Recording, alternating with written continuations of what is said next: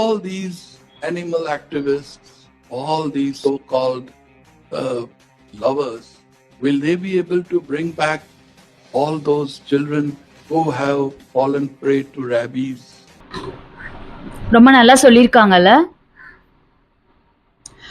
அதாவது முதல்ல நம்ம நாட்டுல சட்டம், நீதிபதி, இந்த கோர்ட்டு இந்த மாதிரியான சிஸ்டம் வந்ததுக்கு காரணம் என்ன தெரியுமா? நீதின்ற ஒரு விஷயம் எல்லா உயிர்களுக்கும் சமமா கிடைக்கணும்ன்ற ஒரே காரணத்தினாலதான். ஆனா அதெல்லாம் செத்து ரொம்ப வருஷம் ஆகுதுன்னு மறுபடியும் ஒரு தடவை ப்ரூவ் பண்ணிருக்காங்க.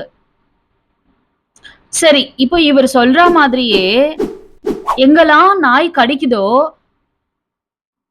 பாதிக்கப்பட்டவங்களுக்கு இந்த தர்மம், நியாயம், மற்ற உயிர்கள்லாம் முக்கியம் அப்படின்னு பேசுறவங்க பொறுப்பேத்துக்கலாம்.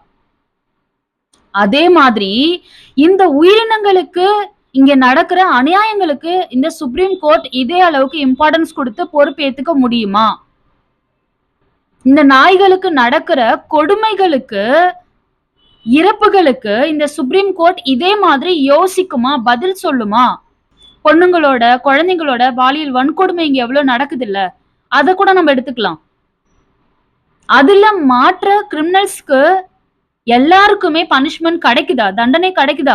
அப்படி தண்டனையில இருந்து வெளியில திரும்ப அதே தப்பு பண்றானுங்கல்ல, அவங்களுக்கு இவங்க பொறுப்பேத்துக்க முடியுமா?